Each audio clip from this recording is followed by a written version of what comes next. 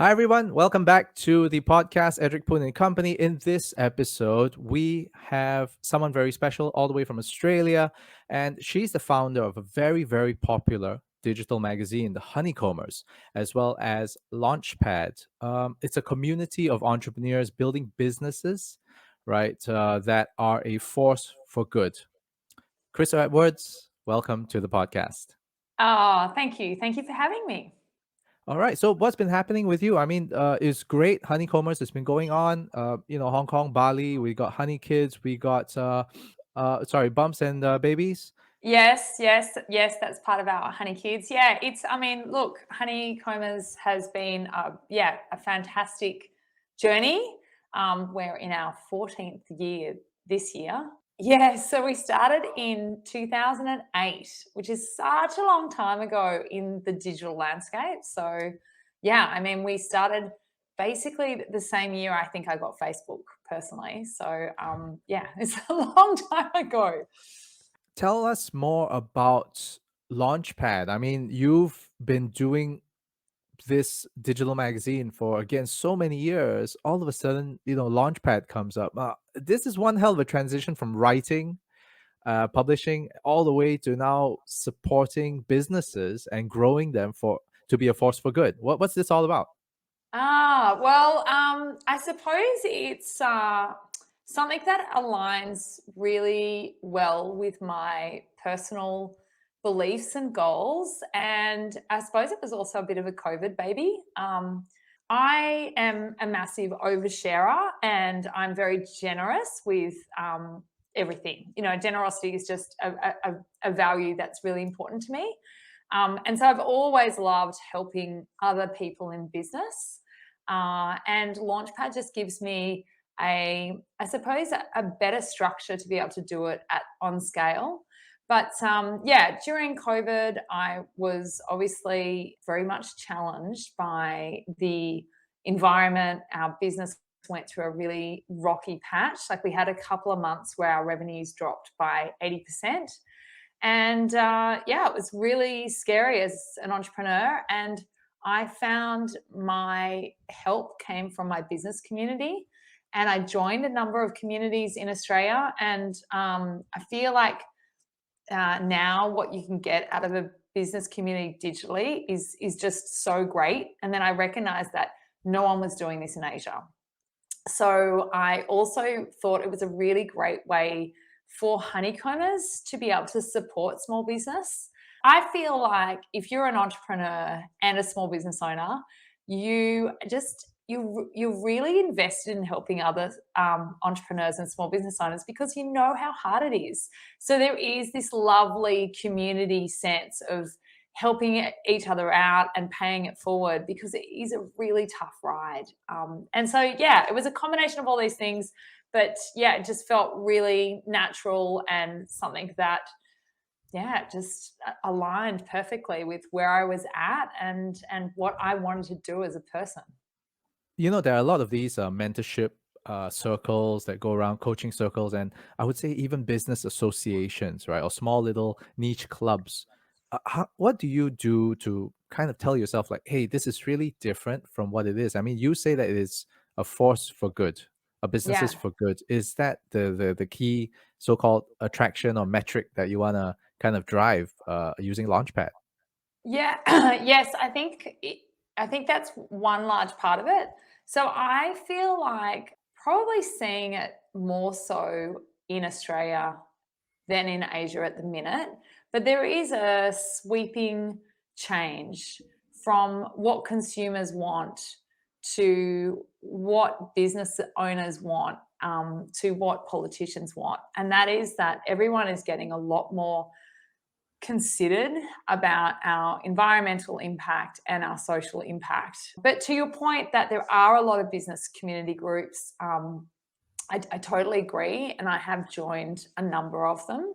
But I do think there is a new way of doing business, and there's a new way of business groups, and there are less traditional, less formal, more friendship focused or kindness led, as opposed to corporate, formalities or, like very structured processes. And so I don't think there is many entrepreneurial groups. And in fact, I've been told by our members in Singapore and Hong Kong that we are the only ones doing entrepreneurial support the way we're doing it. Right, right. Yeah, I know what you're talking about. I've been for a few of them as well, and yeah, Yeah. it doesn't feel, well, I don't know, organic, genuine. Yeah. Just Genuine. feels like Yeah. I have to prove my worth to be part of this group, and Yeah. it's kind of like this is my form of contribution, but it feels a little forced. Yeah, exactly. And I remember attending a community group in Singapore where you had to stand up in front of the group and give a 2-minute spiel about yourself, and then go around and hand out your business cards. And it's just uncomfortable, like, Mm. and I'm an extrovert. Heaven help me for the introverts in the room, like, but yeah, I just did not feel like I belonged. I also found them very even like what people wore, very formal, like very corporate. But yeah, I'm really excited by I suppose the what we're creating. It's a real energy, it's a real buzz. So yeah, and it is really transformational, like we have members who've joined for 8 weeks or 12 weeks, and they're just reaching out saying what a significant impact it's been on them as a person and on their business. So yeah, it's really cool. That's really amazing, that you can support them not just in the business side, but on the personal growth aspect of things. And these two really have to match up very, very well. If one piece falls, the other can as well. But again, Yeah. it's still on the personal end that needs to be strengthened, honed, improved at each time. Now that you also provide all this mentorship guidance from your own personal experience, right? Help me out here. Uh, every episode, I keep telling people Edric loves freebies. Now, I want a freebie here. How did you, from your experience of Honeycombers, develop an audience? Because I need to do mine. Yeah, it's a really good question. And look, the key to Honeycombers' success has been that we have created this enormous audience. So we have 1 million unique visitors in Singapore alone. So and they're visiting every month. So often we'll have a 1 million pages read every week. So I do think it's been a combination, but the one I always think of, you need to focus on one strategy and really nail it, and then maybe add in 2 more. But our core strategy has been SEO. And so when you are Googling things to do on the weekend or best restaurant in Singapore, we are pretty much the top or the second. And we are really focused on, there's probably about 400 search terms that we're really focused on, and that delivers us a lot of traffic. And we have constantly been trying to build up other avenues, but yeah, 80% of our audience comes from SEO, and then 20% comes from newsletters and social media. So we're getting a really large audience at the minute on TikTok, which Ooh. is, yeah, it's phenomenal. And the same with Reels on Instagram. It's going really well. But I think it really depends on what is your content niche. And with SEO, it works if there is a need, an intentional need, or that your consumer is intentionally searching for. But yeah, we basically didn't know SEO was going to be our backbone until we hired someone who just went, oh, it was really hilarious actually. They just went, you have no idea what you're doing wrong here, but let me show you. and she was a weapon. She basically just totally redid our content, and it took her about 4 weeks of just her and another editor editing and optimizing the content for SEO. And then we did some training with some really smart SEO people. And yeah, so it's all done in-house. Like there's no magic hat with SEO. It's just, there's a process, and it's quite, it's not difficult to learn.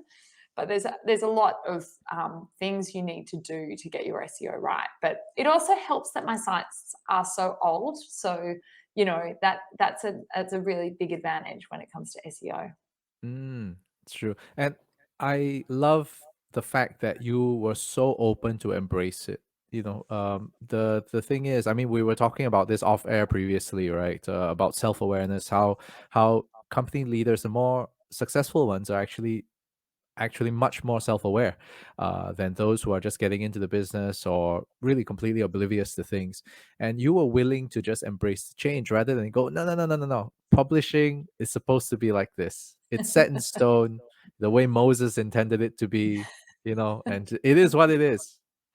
But Yeah. No, I definitely think it's helpful to not be stuck so I definitely love change, and I love new things, so that definitely helps. how do you deal with the chaos, though? I mean, there's constantly new things coming in all the time. How do you manage that? Like, okay, I had a very nice conversation with Rebecca previously, from Vixia, and she mentioned we were just talking about the differences between men and women's brains, and I mean, I believe that men are able to compartmentalize things quite easily. So the way she put it was that what her friend said was men's brains are like waffles. Go straight, turn, go straight, turn, go straight and turn. Women's brains are like a plate of spaghetti. So I was like, okay, okay. So what do you think about that when it comes to managing the chaos? Well, that's interesting. Yeah, I mean, look, I don't mind chaos. I think I quite enjoy. I actually don't like structure. I, Hmm. yeah, I'm a creative at heart, and I'm an ideas person. So I'm definitely spaghetti for sure. But my team really help me, and we have processes in place that help me not be, I suppose, too difficult to work for. In that, like I'm constantly, running off on the new idea. So we basically, what we do is we set ourselves a very clear 3-month set of goals, and there's usually about 10 goals for that quarter, and that allows me to not change course for 3 months. Mm. And or if I do, I have to do it quietly. But yeah, no, it's yeah, I love change. Do you openly communicate this with your teams? I mean, they have Oh to yeah, deal with it, right? yeah, totally. I mean, I just, absolutely. We talk about it in lots of our meetings, but, and I think it's, I suppose, getting to a certain age and having that self-awareness. But, absolutely. Fantastic. Now, I wanna just go back to when you actually started your business. I mean, previously you had mentioned you were working for a publishing firm, right? At the same time, what was that first hustle that you went, hey, I could really do this on my own? Um, yeah, that's a really good question. It wasn't really a straight line. I was working for a publishing firm. I wasn't super happy in my job. I found it really challenging. I had, it wasn't a happy time. My husband was like, please quit your job. And I was like, no, I'm not a quitter. I'll be fine. And he's like, you need to quit the job. And anyway, then actually some entrepreneurs that I knew from Australia approached me and said, will you join our startup? Come in as an equity partner. So it was really them that like pulled me out of corporate and said, made it easier to join and become an entrepreneur. And then within the first 12 months of that business, they all wanted to leave the business and do different things. So I was kind of, it was a happy accident. But yeah, it wasn't. I mean, it's never really that easy, is it? Just to quit your corporate job, especially when you're used to earning good money that comes regularly, a monthly paycheck, to leap into entrepreneurialism. It's usually a pretty big leap. It is, it is. And what made you okay? This is one question that I love to ask. And when you're standing at the edge of the cliff, and do you jump? Did somebody push you, or did you just decide that I just need to do it? Yeah, I think it was probably more that I really wanted to do it. So yeah, yeah. I don't know. It was a long time ago, Mhm. Well, it's but time to reflect on it with me. yeah. Yeah. Okay. So I think it was a bit of push and a bit of pull. I think it was a combination, and I think honestly I kind of deep down knew I was always going to have my own business. So it was just a matter of when. Yeah, like how did you know? Premonition. I think I was, I suppose, really. What's the word when you're surrounded by it? I think it was cultural in that my parents had their own business, and yeah, they have a really great life, and they have a really lovely life of freedom because they don't work for anyone else. So, yeah, I think I've always been attracted to that. Were there any other push factors that you go, hey, this really cemented? Like, it's one of those things that you could say it's um whether it's divine, whether or not it's some other signs, right, that the universe is telling you. Then you start following the breadcrumbs or walk the yellow brick road. What were those signs for you? What were those signs? Uh, I think I was really interested in the digital space. So, when I started my business, when I first left publishing, I was working on digital content. And I think I could see that this was a pretty exciting space to be publishing content on websites and Mm. monetizing it like a magazine without printing.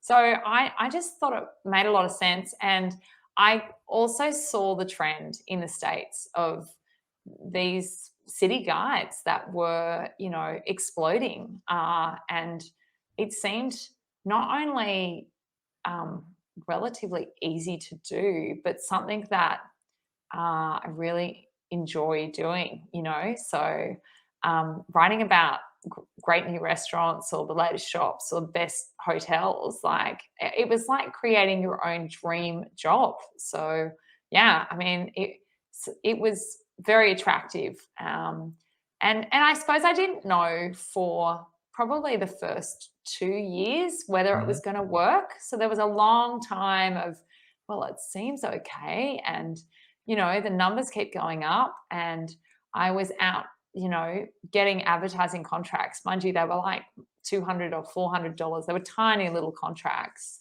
Um, but the feedback was good. People believed in it, in the product, and enjoyed what I was producing. So yeah, it was a big gamble, but I was also in a position where um, I could take the risk. I was, I suppose, in a comfortable position. I was married, and my husband was supporting me at the time. So yeah, I was in this really fortunate position. That's great. And you actually mentioned something about I don't know if you're a superstitious person, but it's got something to do with a fortune teller. Yeah, so I do believe in fortune telling, and I did go to Bondi markets or Paddington markets in Sydney when I was about 22 or 23, and a fortune teller told me that I was going to have 3 children, and I was going to have a wonderful relationship with a Gemini, which is my husband. He's a Gemini, and he's a wonderful guy. And that I was going to have my own business, and it was going to be successful. And I got that fortune, and I wrote all of that down, and I forgot about it. And I moved overseas, and almost 20 years later, I found those notes and I read them and I went, oh, wow, she was bang on. She got it right. So yeah, I definitely think it was my destiny. And I think I'm lucky that, I do believe that, you make your own luck, and Mm-hmm. fortune favors the bold, and you do have to believe and want it and take action for good things to happen to you. Like I don't believe really in manifesting without action. But yeah, it was really weird to read this fortune teller's prediction 20 years later, and it was all true. So yeah, it was incredible. Well, lucky for you. The one I hope she does like does it virtually now. If she does, I need that number or at least that link, because the one I saw in Korea, maybe it was because it was at like a theme park or something, so that's why that didn't exactly work out too well. She was completely off. Yeah, and like sometimes I get scared to see fortune tellers. Like I sometimes don't want to know, or I don't want it to affect my vision. Um, and yeah, a friend of mine just saw a fortune teller recently and said she was bang on, and I said, how did you know? And then she described her children's characters to me, that she said, this is what the fortune teller said, and I'm like, oh, she is good.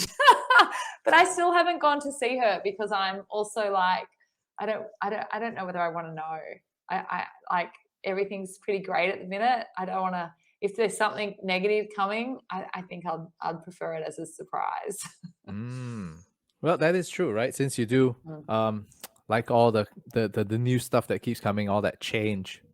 I do like the idea of constant development, constant growth, the constant change. In a way, it's you're getting comfortable with being uncomfortable. Mhm. That's the whole thing, right? And when you look back, did you ever get intentional about the things that you needed to develop in your own skill sets and your own personal side of things to get to where you are today? Yeah, that's a really great question. I think through my journey, I was forced to learn stuff uh, in a often. Well, you always remember the hard bits, don't you? Hmm. But there were a lot of moments through my journey that were really hard, and I think it kind of goes back to that reason why I really am passionate about Launchpad. So, when it's a very clear memory for me of when I had my third child. I had about 20 staff, and I didn't have anyone supporting me in finance or HR. So my baby was 2 weeks old, and I was Oh. driving into the office to do payroll, and a girlfriend rang me from Australia, and she was ringing to, how are you? Congratulations, like this lovely, beautiful social call, which I wanted to take. It was one of my best friends. And she said, what are you doing? And I said, I'm driving into the office. And she said, why the heck are you driving into the office? You've got a 2-week-old baby. You're nuts. And, I totally agree with her, but I had not prepared myself or the company well enough to be able to really take a step back, even for a month. And I underestimated, how tired I would be having a third baby. And anyway, so I just broke into tears and I hung up on her because I was like, oh, I can't explain it. I hung up, I pulled over, I was on the side of Bukit Timah Road, and I just remember having a big cry going, this is so hard.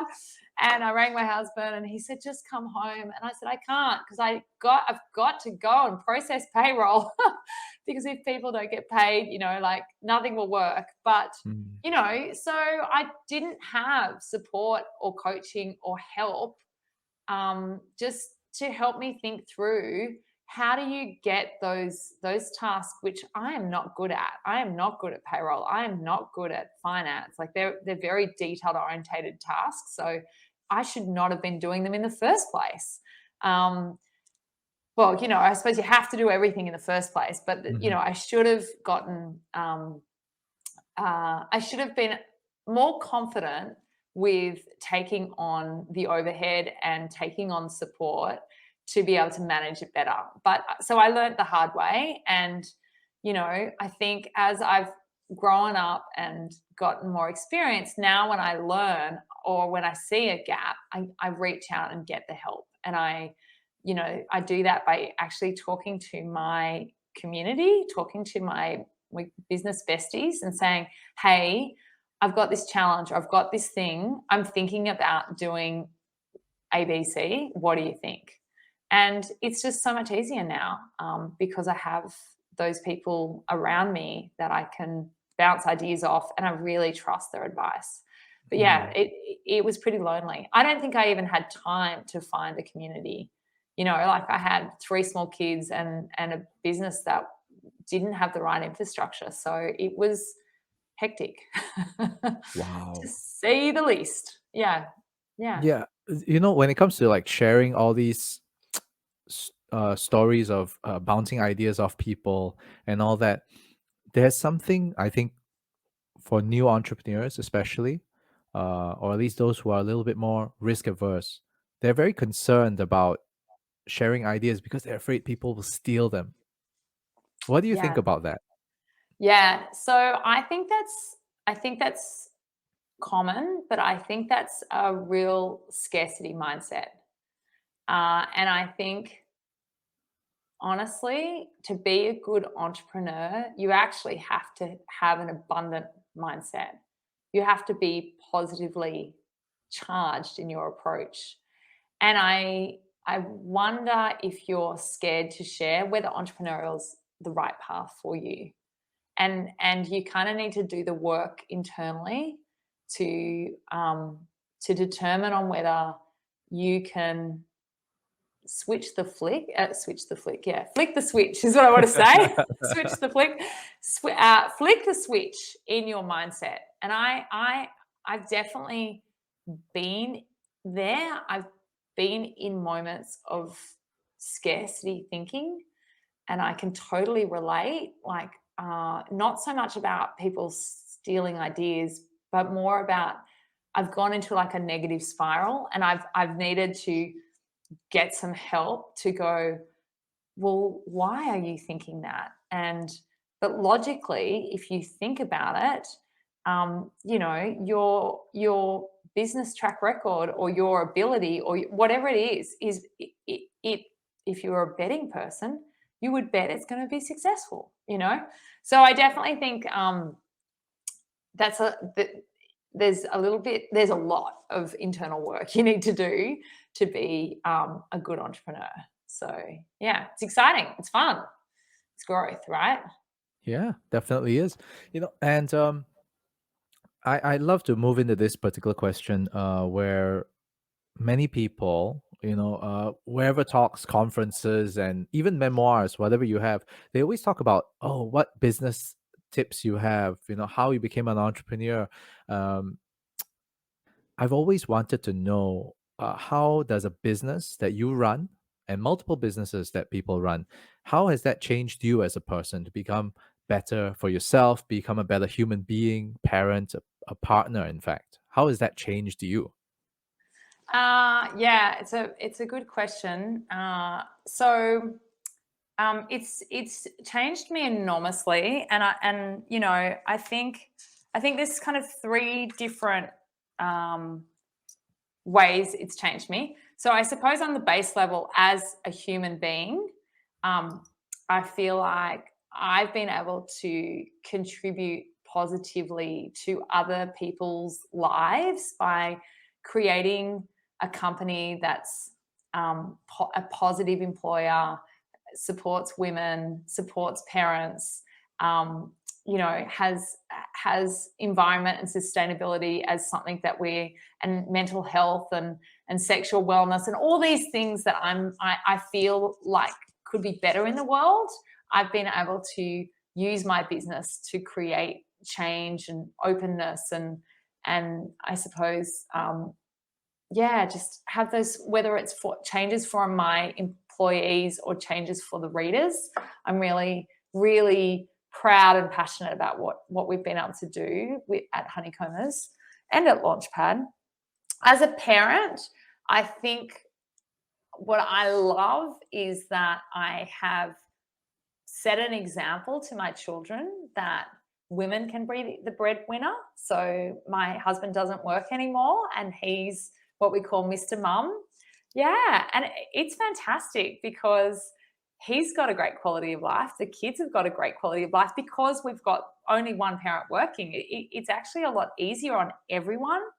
But it also shows to the kids that don't assume because you're a man, I've got 2 boys and a girl, or you're a boy that, you know, you're going to be the breadwinner or that, you know, so it has, I think on a I suppose, a social change that really mixing things up for them.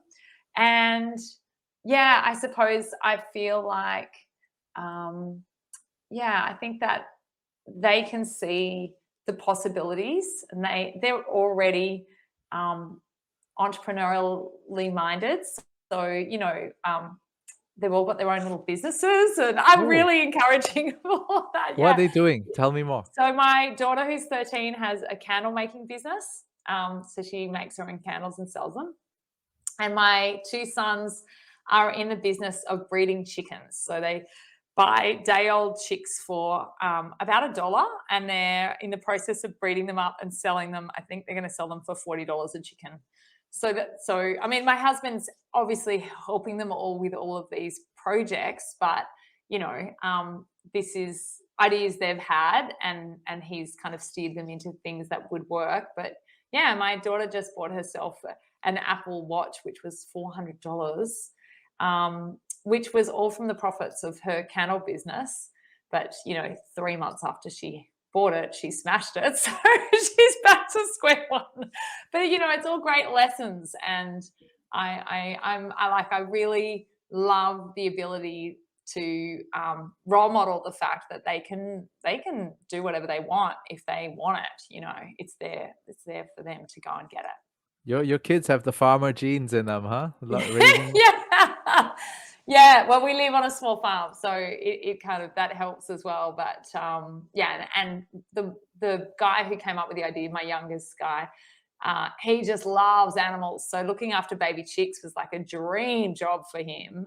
The chickens are now almost full size. He's not as keen on them now, but but yeah, he just loves animals. So that's kind of been a nice little Man, I fit. wonder what's next. It's gonna be like llamas and alpacas and all sorts of things are gonna happen. Then from Yeah, there, you'll yeah. go into like textiles and trade.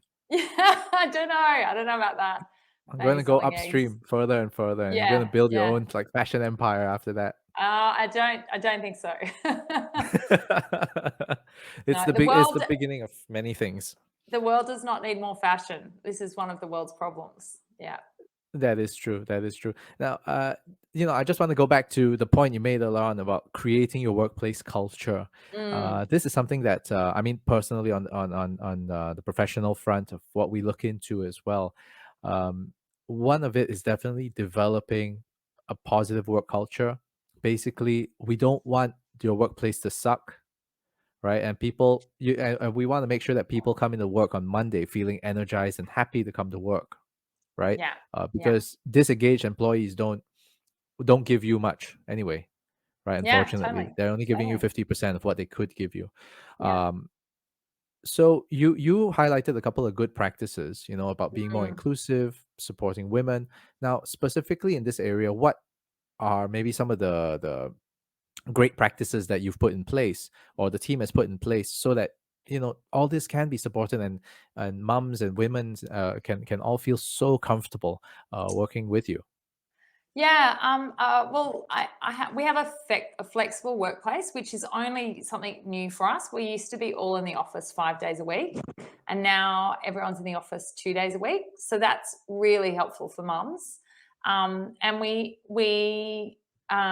really support new mums. So I think I mentioned to you, really proud of the fact that we've hired pregnant people or pregnant mums who are clearly going to have to take a significant break and also not know how long that break's going to be because we don't have a strict, you must come back at X time. Because again, Mm. I'm like, well, that doesn't really work. It's got to be at the right time for the employee. Otherwise, it's not going to work. And also, I suppose you never know what kind of baby you're going to have. Are you going to have a Mm. sleeper, or are you going to have a screamer, or are you going to have one that just needs to be rocked constantly? And I've got three. I totally understand. And they're all different. I've got a screamer. I've got one that needed to be rocked, and they're all very challenging, especially in that around sleep for that first year. But yeah, so there's some of our practices. We also have a practice where you can do calls without your camera on because you might be breastfeeding, and that's totally okay, and celebrate it. Like, I'm so happy that we can have a workforce where people can multitask, and I suppose I want to be, and I naturally did this with my own kids. I would come to work with my baby in the pram, and I would be like, I'm really sorry, guys, I'm here for the meetings, but if I have to breastfeed, I have to breastfeed. Like I wasn't willing to put the time in to pump milk to make people not feel uncomfortable around something that I was doing that was completely natural. And we've Mm. come a long way. This, again, it was, my daughter's now 13 years ago. People were a lot more uncomfortable about Mm. mum's breastfeeding. So yeah, I'm really proud of that. And I think also just trusting our employees more, like, assuming the best as opposed to assuming the worst. And Yeah. and it comes again from having a generous and kind approach, and thinking of everyone as people as opposed to, like worker bees or numbers on a page, like understanding people's whole story. I think it's really important, and really, yeah, it's really valued. We've also introduced mental health days, which we call Doona days. Doonas in Australia are your like duvets, or your blankets. Okay. And yeah, so we introduced this and we called it Doona days. And a lot of people were like, I don't really understand it. I think it's a do nothing day. And I'm like, perfect. It's a do nothing day. But yeah, these days are like days that you don't need to book in advance. You can literally just message at 9 o'clock in the morning and say, I can't come today. I'm going to have to take a dinner day, and no questions asked. And you're encouraged not to log on for that day, to actually Mm. take the day to recharge and, yeah, kind of refresh yourself. And I suppose that not feeling like you're chained to your desk is important to me, because that's the freedom I get from being an entrepreneur, and I want my employees to enjoy that freedom as well. So Yeah. another thing we have is a work from anywhere policy where you can work abroad, and that allows people to go and do massive big adventures, and go to Europe for 8 weeks or 12 weeks when you don't have to leave, but just work from there. And that's something that I would really love if I was an employee, because I love travel. But it's something that we give to our employees once they've been with us a year as a reward, to say, hey, thanks for the good work, and we trust you. And if you want to work abroad, then let's talk about it. How's it going to look like, and how's it going to work, and what would you want?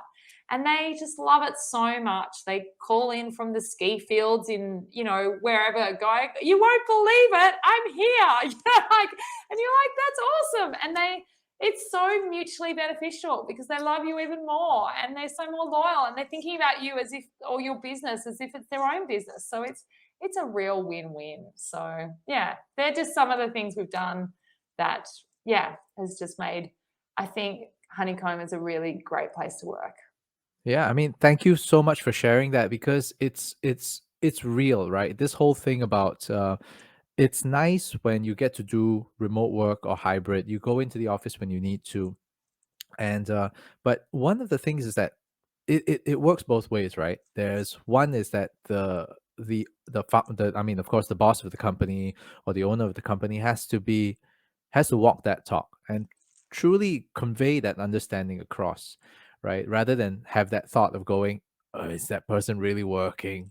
Mm. Is it this person called in sick, or this Yeah. person's taking a doing a day, and it's like he or she knows there's a meeting today and want to take it, right? Yeah. So there are certain people with that, well, skeptical and well, would say inflexible mindset, Yeah. right? And at the same time, remote work for the employee, it's so difficult to unplug yourself. Yeah. Even when there are days for myself when I know, I mean, I'm moving around a little bit, I work from anywhere. It's so difficult. Sometimes I wake up at 3 in the morning. I just go, oh shoot, I haven't done that thing, right? So I'm Yeah. always plugged in, which is a very a scary thing. And I can't imagine how you actually arrange dialogues around this to create that sense of security and safety for your Yeah. teams. How do you do that? Yeah. I think it comes down to having a real, I suppose, trust and respect at the heart of the relationship you want to have with your team members. And this hasn't happened overnight for us. We used to have a general manager who used to say to me, I'm really upset because the team is always in 15 minutes late. And I mean, I'm like, well, I don't really care. But it upset him because it was disrespectful, or it wasn't, he wanted people to be in on time. And I was like, I think you're fighting the wrong battles. Let's measure people on performance and output Mm, rather than on whether they're at the desk at 9 o'clock, you know.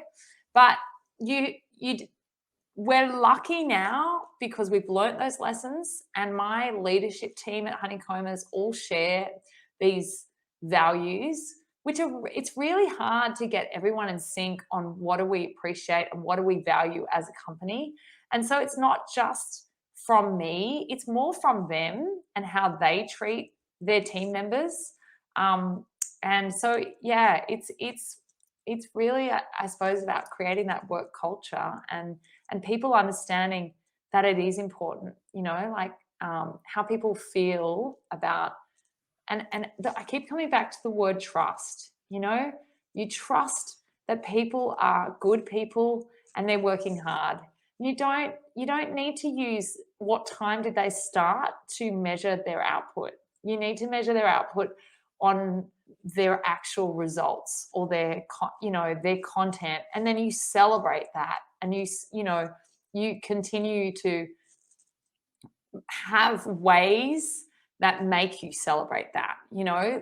So we have meetings. We have a meeting once a month where we celebrate everyone's wins, and everyone has to nominate three other people in the company that they want to celebrate, and why they want to celebrate them. And so we do that, and it's a structure that helps us foster this culture.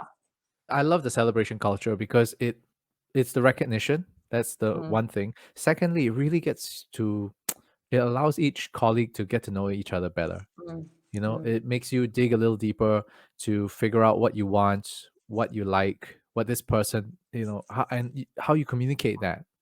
How an Yeah, extrovert communicates with an introvert, and likewise, and vice versa. It's completely, it's a different thing. And yeah, learning those little things would make life so much better in a place where you spend most of your time seeing each other. yeah, absolutely, 100%.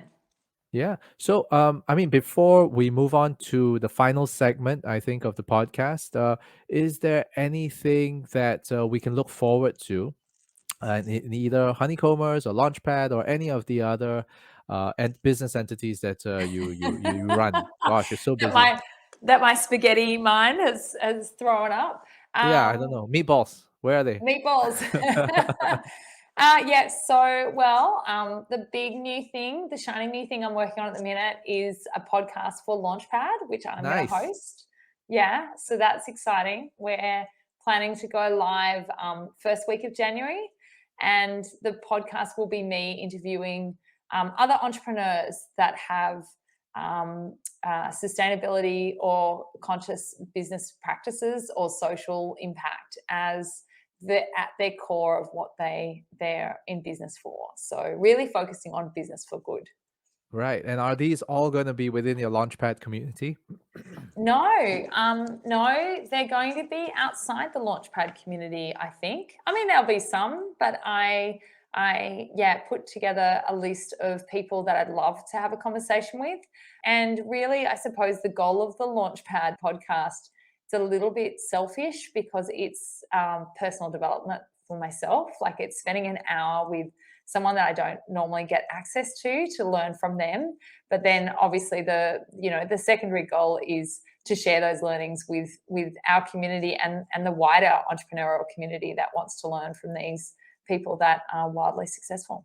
Absolutely. It's the exact same thing of what we're doing right here. Yeah, awesome. It's Yeah, yeah, yeah. a really effective way to level up, huh? Oh, absolutely, absolutely. Look, we're into 50 plus episodes now, and there's every lesson. Even one thing that I've always noticed, right, from all these chats that I've had with all our guests, is that entrepreneurial stories are always similar but never the same. Mm, The lessons are also similar but never the same. It's so nuanced, and when you look at it both on the history of the person, the background, the culture that this person comes from, you begin to understand, oh, that's why these things happen, and yeah, where were the key motivators, what was demotivating to that person, and it makes so much sense. And it's amazing to see. And again, it's like what you said, the second point is very self-serving, because I yeah, want to learn, I just want to learn. It's great, and I really appreciate all those things that you're sharing, especially providing me with, and all those who are listening, especially with a greater understanding of a more inclusive space, of creating an mm, inclusive space, um, understanding the little needs that we overlook, like for moms, for women, for ladies in the workforce, and these are things that I think, even though it's written, it's hard to understand. yeah. I 100% agree. And the other minority group that I think we've been really able to support is um, the gay community, or I always get the acronym wrong, the LGBTQ. I got it right. Um, Plus, I think there's Plus. IA now, if I'm not wrong. Yeah, so I don't we know. we we have a lot. We have a really diverse workforce at Honeycombers, and we just did a staff survey, and some of them said, "I just feel safe to be myself here," and I'm like, "Oh, that's everything to me." Like I'm so happy because I think that's just everything you'd want to create in a workforce. Yeah, so it's not just women; it's for diversity and inclusiveness. And Yeah. I think sadly there's not enough of it in Singapore, and we actually have a content pillar all around LGBTQ. That's why I shouldn't be able to say the acronym. And we actually had an advertiser pull out of a contract because they discovered that this was one of our pillars of content, or maybe it was sexual wellness, one of those two. And I was like, wow, that's very shocking that people wouldn't want to be around a community but that's okay, like that's okay. Yeah. I'm happy not to take their money. Yeah, yeah, absolutely. It's like, okay, we this is what we do, what we Yeah, believe in. You do you. We'll yeah, just you do do our you. thing. Yeah, Yeah, it's perfectly exactly. fine. No, Yeah. I completely get what you mean, because diversity is easy, Mm, inclusivity is the tough one, and the fact that you receive that feedback, I mean, it's heartwarming, mm, absolutely heartfelt, because again, inclusivity is all about an individual being to bring their unique self to work and and feel feel safe. comfortable and Yeah, safe to express yeah, themselves completely. yeah. There was a beautiful story of somebody who, this was a case study, or it was reported in the US. I can't remember what exactly or who it was, but it's wonderful because this person was actually a male, and at night he would be in drag, and he was one of Oh, the most popular drag artists out there. And in the daytime, nobody knew. It was like a superhero. It's like Batman, mm, right? You don't yeah. know he's Bruce Wayne, and at night he's Batman. But in this case, well, could have been anybody else, right?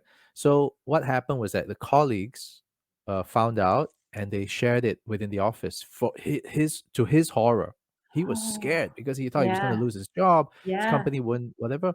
All of a sudden, people were embracing him, telling him yeah. this, you're a great show and everything, and the company celebrates it. And now he's Oh, so comfortable to be able to do that, and he even hosts like D&Ds and stuff like that, right? In drag, yeah, so he's great. completely comfortable in Wow. his own skin, and that's wonderful, right? Isn't Yeah, isn't it great to see this change? Like, that's what I'm really excited about. I'm really excited about the fact that the next generation are just they're really not accepting the status quo, and I feel like there's a big wave of change coming, and I'm really excited about the new world that we're creating that is inclusive and it is focused on the problems we have with the planet and the environment. And yeah, I think I can't wait until we've got all these young people voting. Mm. So yeah, it's the change is exciting. Yeah, no, as long as the man, my man, don't even get me started. I'm so concerned about that because of the attention spans, Mm, and I think it's going to be quite polarizing mm, the further that we go when it comes to this, because I mean, this is just my point of view. It doesn't, we can all agree to disagree, for sure. My biggest concern is that with technology and the internet, youth, the younger generation, they're going to be so fast, so smart, so resourceful in getting their information. mm, The only challenge is that with such a broad range, my concern is the depth. How deep will mm, they go into these things? So, which means that you can hear about a lot of things. The discernment then comes in, and if that skill is not honed, and their mm, ability to go deeper into the topic, this is where they could get hoodwinked real quick. mm. Which is why you need to have hour-long podcasts where you go deep. Yes, thank you very much. I hope that this actually makes it. So naturally, I'm not on TikTok because this Yeah, would never fly. yeah, Yeah, yeah. I don't know. I don't understand that platform. So this is a definitely a conversation we'll need to have for another day. I'm not even doing YouTube Shorts. Nothing. It's just put it out there, barely edited, and go. Anyway, this is what I hear Gen Z actually wants. Yeah, Not the hour long, but just the very raw stuff. I've seen some of the pieces that I mean, in terms of music, in terms of production, even the music videos. I'm yeah. like, good lord, this is like gaudier than the 80s. I'm like, this is so weird. It's so weird. Yeah. Uh, Yes, yes. I totally agree. Especially the fashion. It is just. It's like the uglier, the better. Yes. But No. it's coming back though. I remember now. Mm, Now I'm seeing it in Singapore. It's crop tops, bell bottoms. Like straight cut jeans. Yeah, I'm seeing a lot of that. I'm seeing a lot more navels now without the rings. But back then it was grungy, right? So yeah, yeah. navel rings, piercings, everything. Now it's different. Man, I feel old. Yeah, no, I'm definitely your genre. I mean, I feel like I'm the only person I know, and where I live, it's a very surfy hippie area, but I don't have a tattoo, and it's like I don't think I've seen anyone in the last I don't know month who doesn't have a tattoo. Like it's just the ink. Like it looks great, but it's not for me. And It's not for everyone. no, Some but it's ink and the piercings too. Yeah, lots of piercings. But yeah, I mean, um, I do love how expressive people can be with the yeah, way they look now. And I feel like yeah, yeah, it's very creative. So I'm all for that. But yeah. I know what you mean. yeah, I still do see a whole group of teenagers all dressed the same. So that sense of wanting to fit in, so you disappear into the background. I suppose as a teenager, that's still very much there. But yeah, it's Yeah, interesting. absolutely. It's finding their identity. Eventually, they'll carve out their niche Yeah, and they'll be able to stand out. No, not everybody wants to have. If everybody has, let's say, brown hair, and one person sticks out with purple hair, or fire red. You're like, hey, okay, that's a little different. yeah, But yeah. it's like what you said. It's expressiveness, and I love that. Mm, The as long as we are in, I feel it's very important for us to be in a setting whereby it's very respectful to say things and in the sense that I respect your expressiveness, your ability to express yourself and show that. At the same time, please also understand that this is through in my world. This is not something that I am used to, and I would never be able to do this to myself, to do Yeah. this for myself. Yeah. So it's that kind of thing. If not, there's this whole I'm offending you, you're Yeah. offending me, I want to Yeah. cancel you. I'm like, oh, geez, Yeah. Yeah. Yeah. crazy No, stuff. totally. Okay, one last segment that we always do on the podcast, right? Which is the 10 questions or the Epic questionnaire. It's a rapid fire session of Okay. 10 questions. Are you ready, Chris? I am ready. Okay, great. Now, here comes the Epic questionnaire with Chris Edwards. First question. One word that you love the most. Oh, wild. Wild. One word that you strongly dislike. No. If you could have a conversation with anybody, dead or alive, fictional or non-fictional, who would that be? Dalai Lama. Okay, what do you say to yourself in the mirror every morning? You're getting old. We need moisturizer. Yeah, yeah, yeah, yeah. All right. If you could have a superpower, any superpower, what would it be? Oh, reading people's minds. Interesting. What's your favorite dish to eat? Oh, wow. Oysters. And favorite travel spot or the next travel spot that you want to go to? Look, I love Positano in Italy, one of my favorites. I love travel. We're off to Japan skiing in January. I'm pretty excited about that. But yeah, Italy is my country of yeah. It's just I love it, love it, love it. Lots of happy memories, and would love to go every year if I could afford it. Lovely, lovely. All right. Something in the arts that you've always wanted to do but yet to do so. Oh, something in the arts. I think I would like to spend more time painting. I've done a couple of courses in painting, but I don't spend any time on it at the minute, and I really enjoy it. Pottery, I really enjoy pottery. Yeah, I think just having more time for creative arts in my life would be great. Very interesting. Okay. And what does retirement look like to you? I think it probably doesn't look too different to working life. Yeah, I mean, maybe a few less hours and a few less new projects, but I don't think I really ever want to stop working. I think I enjoy it too much. I did have a sabbatical actually. I had a 5 year sabbatical from running my business. I Ooh, employed a general manager to run it when I had my three kids were all really young, and I don't enjoy not working. it's I very prefer interesting. working. Mm, That's very mm. interesting because you're doing what you love.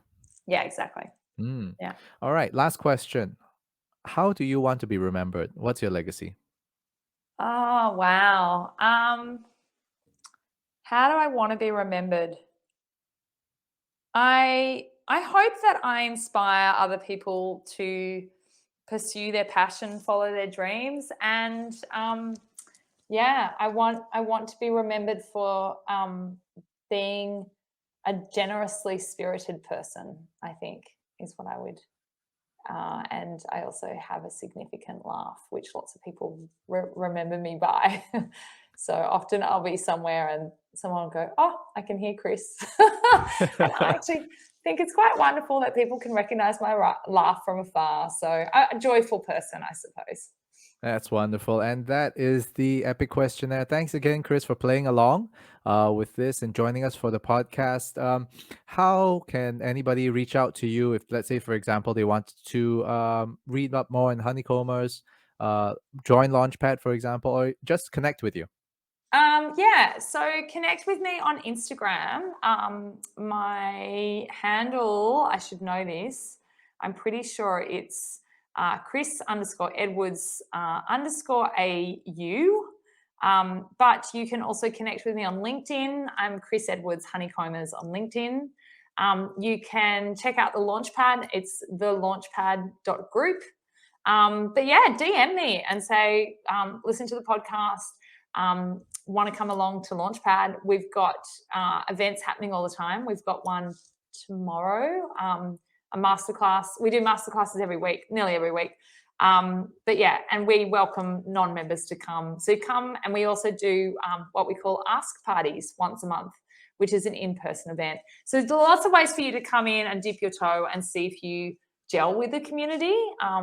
But yeah, really, yeah, if you're an entrepreneur and you're looking for your tribe, definitely come and check us out. Fantastic. Thank you so much for that, Chris. Now, for everybody, again, go check her out. Find her on LinkedIn, Instagram. Go to the websites on Launchpad. Just Google it. She's good at SEO. Honeycombers, Launchpad, it's all there. Okay, you're going to find it. Okay, so with Totally. that, yeah, that's the end of this episode of Edric and Company, the podcast where anybody can inspire everybody. Okay, with that, we're out. Thanks a lot, Chris. Edric, absolute pleasure. Really enjoyed that. Absolute joy. Lots and lots of fun. Thank you so much. You have a great day, yeah? Thank you. You too.